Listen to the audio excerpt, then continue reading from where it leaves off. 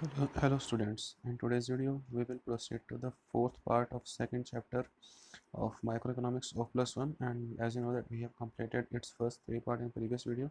In today's video, we will proceed to the third one. Okay. So here we go. So the name of chapter is Central Problem of an Economy, class 11th, chapter 2, part 4th, and today's date is 12th May 2020. Okay. So students, आज का जो मेरा topic है वो है production possibility curve. यानी कि production possibility curve क्या होता है, एक इकोनॉमी के अंदर इसके क्या सिग्निफिकेंस है, क्या इसकी इंपॉर्टेंस है, ये कौन कौन सी चीज़ों को शो करता है। एक कर्व होता है बेसिकली, ठीक है। ये किन्हीं भी दो गुड्स के पॉसिबल कॉम्बिनेशंस को शो करता है जो कि किसी भी इकोनॉमी के अंदर प्रोड्यूस किए जा सकते हैं with the given level of technology and with the given level of resources. Okay. So production possibility curve क्या है? प्रोडक्शन पॉसिबिलिटी कर्व एक ऐसा कर्व है जो, अब सबसे पहले कर्व है तो कर्व ग्राफ पेपर पे प्लॉट किया जाएगा। For the sake of easy understanding हम जो इस पूरे इकोनॉमिक्स के अंदर मेनली जितने भी एग्जांपल्स लेने वाले हैं वो दो गुड्स के रेफरेंस में ही लेंगे, ठीक है। दो गुड्स से ज़्यादा का एग्जांपल नहीं लेंगे। तो कर्व जब बनेगा ग्राफ पेपर पे तो एक एक्सेस तो होगा एक्स एक्सेस, दूसरा बनेगा वाई एक्सेस। तो एक गुड को लेना है एक्स एक्सिस पे और दूसरे को लेना है वाई एक्सिस पे, ठीक है। तो अब ये कर्व क्या शो करेगा? ये कर्व शो करेगा कि कितने पॉसिबल कॉम्बिनेशंस हैं जो दोनों गुड्स के बनाए जा सकते हैं with the given level of technology and with the given level of resources, ठीक है। so that curve will be termed as production possibility curve। ये इकोनॉमिक्स का, माइक्रो इकोनॉमिक्स का एक बहुत ही इंपॉर्टेंट टॉपिक है, ठीक है। माइक्रो इकोनॉमिक्स के अंदर मेनली इंडिविजुअल यूनिट्स आते हैं, जैसा कि हमें पता है। अब इंडिविजुअल यूनिट्स के अंदर कुछ एग्रीगेट्स आते हैं, जैसे कंज्यूमर बिहेवियर है, प्रोड्यूसर बिहेवियर है और फॉर्म्स ऑफ मार्केट है। तो वो सब ट्रैक्टेड थिंग्स हैं, वो जितने भी चीज़ें हैं वो इंडिविजुअल स्टडी के बेस पे बनती है, ठीक है। लेकिन एक माइक्रो इकोनॉमिक्स का जब हम इंट्रोडक्शन पार्ट पढ़ते हैं, इंट्रोडक्टरी पार्ट पढ़ते हैं, तो उसके अंदर कुछ चीज़ें ऐसी आती हैं जिन्हें पढ़ना बहुत ही ज़रूरी होता है। जैसे कि प्रोडक्शन पॉसिबिलिटी कर्व हो गया, अपॉर्चुनिटी कॉस्ट हो गया, मार्जिनल अपॉर्चुनिटी कॉस्ट हो गया, टाइप्स ऑफ इकोनॉमी हो गई है, centre problem of an economy हो गई है। ये कुछ ऐसी जनरल चीज़ें होती हैं जो पूरी माइक्रो इकोनॉमिक्स की थीम है, ठीक है। माइक्रो इकोनॉमिक्स की जो शुरुआत हुई थी वो इन्हीं चीज़ों से हुई थी। तो प्रोडक्शन पॉसिबिलिटी कर्व एक स्टार्टिंग पॉइंट ही है माइक्रो इकोनॉमिक्स की पूरी स्टडी का, ठीक है। अब हम इसकी डिस्कस करते हैं कि इसकी थ्योरी के बारे में, ठीक है।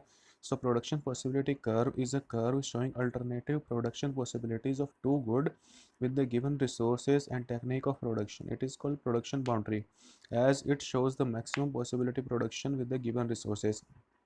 यानी कि ये उन पॉसिबिलिटीज़ को शो करता है जो कि with the given level of resource and with given level of technology can be produce in an economy, ठीक है। उन दो गुड्स के डिफरेंट कॉम्बिनेशंस को शो करेगा, ठीक है। And now this curve is also called transformation line. इसके अलग अलग नाम भी हैं एक सिनोनिम्स में, जैसे प्रोडक्शन पॉसिबिलिटी कर्व को पीपीसी भी कहा जाता है और इसको ट्रांसफॉर्मेशन लाइन या ट्रांसफॉर्मेशन कर्व भी कहा जाता है।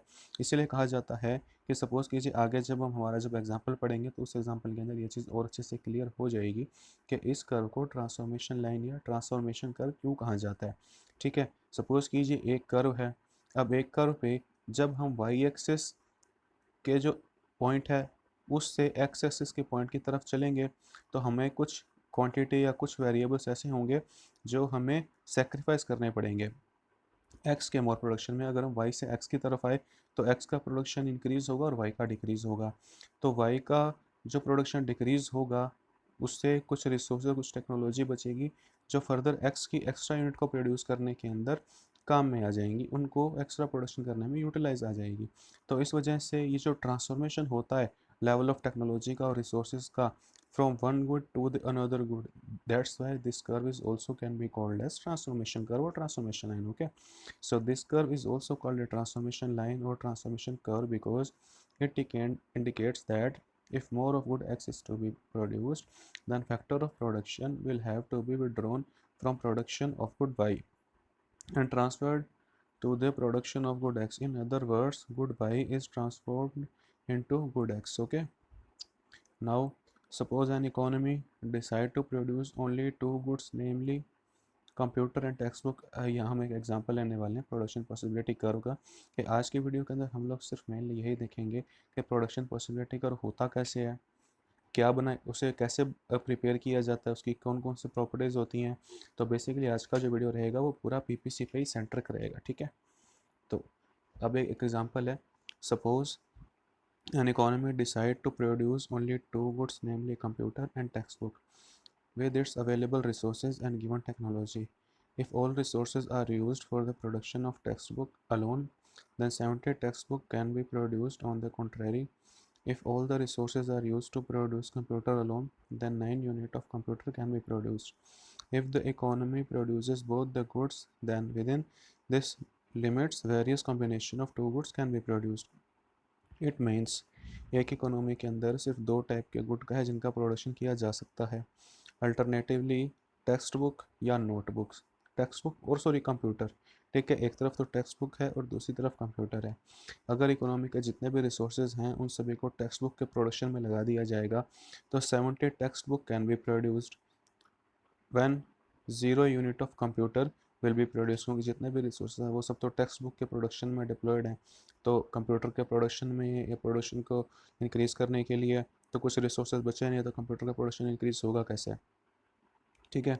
इसी तरह से अगर एक इकोनॉमी के अंदर जितने भी रिसोर्सेज हैं उन सभी को अगर कंप्यूटर के प्रोडक्शन में लगा दिया जाएगा तो कंप्यूटर के 9 यूनिट को प्रोड्यूस किया जा सकता है, लेकिन उस सिचुएशन के अंदर टेक्स्ट बुक की कोई भी यूनिट प्रोड्यूस नहीं की जा सकेगी, क्योंकि जितने भी रिसोर्सेज हैं उन सभी से तो कंप्यूटर प्रोड्यूस किया जा रहा है। तो टेक्स्ट बुक के लिए तो कुछ रिसोर्सेज अवेलेबल पीछे बचे ही नहीं हैं, ठीक है। अब इस चीज़ को इस टेबल से और अच्छे समझा जा सकता है, ठीक है। ये टेबल ध्यान से देखिए students. as I have said to you that if 70 textbook would be prepared in an economy, then there will be 0 unit of computer produced in economy, okay. And if 9 computer are prepared, if all the resources and technology are contributed in the production of computer, then there will be no textbook produced in an economy, okay. Now अगर हम 0 unit से computer की 1 unit बनाते हैं तो हमें एक text book के लिए जो रिसोर्सेज डिप्लॉयड थे उनको सेक्रीफाइस करके उनको वहाँ से हटा के कंप्यूटर के प्रोडक्शन में लगाना पड़ेगा, ठीक है। जैसे जैसे कंप्यूटर का प्रोडक्शन इंक्रीज़ हो रहा है वैसे टेक्स्ट बुक का प्रोडक्शन जो है वो धीरे धीरे डिक्रीज़ हो रहा है। ये डिक्रीज़ इस वजह से हो रहा है क्योंकि रिसोर्सेज जो हैं वो एक ही कमोडिटी के प्रोडक्शन में जो लगे हुए हैं उन्हें वहाँ से हटा के दूसरे कमोडिटी के प्रोडक्शन में लगाना है। जब एक में जब एक कमोडिटी के प्रोडक्शन में जितने रिसोर्स अवेलेबल हैं, जब उन रिसोर्सेज में ही कमी आ जाएगी तो प्रोडक्शन में तो ऑटोमेटिकली कमी आएगी, और उन्हीं रिसोर्सेज को जब अदर कमोडिटी के प्रोडक्शन में लगाया जाएगा तो उसका प्रोडक्शन ऑटोमेटिकली इंक्रीज़ होगा। तो ये जो पूरी टेबल है ये यही चीज़ शो कर रही है। अगर सभी रिसोर्सेज को टेक्स्ट बुक के प्रोडक्शन में लगा दिया जाएगा तो टेक्स्ट बुक की तो 70 यूनिट्स प्रोड्यूस हो जाएंगी, लेकिन कंप्यूटर के लिए पीछे कुछ रिसोर्सेज बचे ही नहीं है तो कंप्यूटर का प्रोडक्शन हो नहीं पाएगा।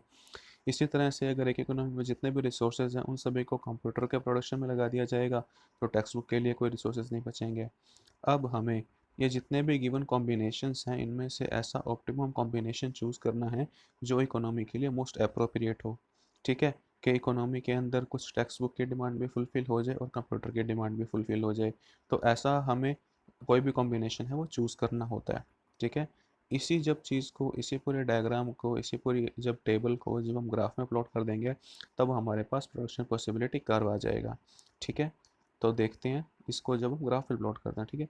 सो below is the curve, production possibility curve, showing the various combination of computer and textbook which can be produced with the given level of technology and available resources in economy.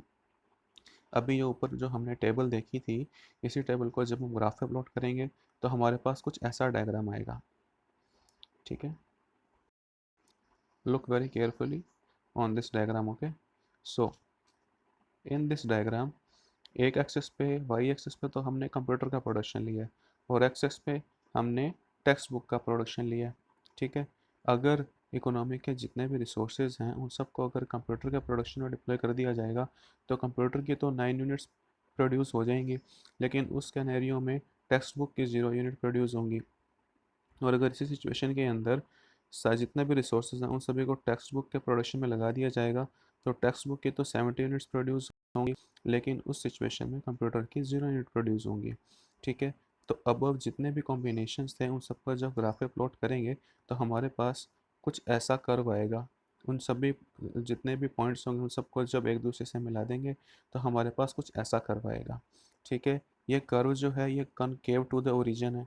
ठीक है, this curve is known as production possibility curve because this curve shows the various possible combination of two goods, namely computer and textbook, which can be produced in an economy with the given resources and with the given level of technology. Okay, so this curve is known as production possibility curve because it shows the possibilities of two goods ना which can be produced with the given level of resources. Okay, so ये हो रहा है production possibility curve. ठीक है, अब एक another point आता है आगे which is attainable and unattainable combination of outputs. Okay, सबसे पहले इस डायग्राम में ही समझिए कि अटेनेबल और अनअटेनेबल कम्बिनेशंस क्या होते हैं। देखिए, अटेनेबल कम्बिनेशंस तो होते हैं वो combinations which can be attend with the given level of resources and technique, and unattainable combination are those which cannot be attained with the given level of technology and resources. So in the above diagram, the blue line which you are seeing on your screens, if you are producing on this blue line or under this blue line, then all the region is called attainable region because you can produce either on this production PPC line or below the PPC line. But with the given level of resource and technology, you cannot produce outside this line.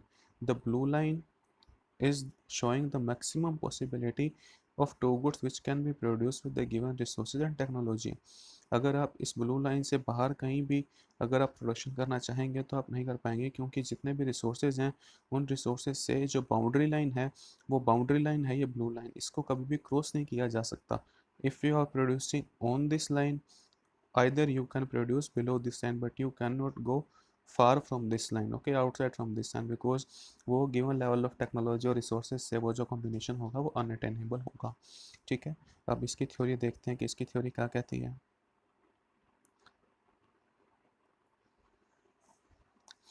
All points on the PPC or inside the PPC attainable combination of output with the given resource and technology is any point on the boundary line or within the boundary line. Okay, so boundary line means in this diagram this blue line or below this blue line is attainable region, or within the boundary line of production possibility curve is a point that shows attainable combination of output of two goods.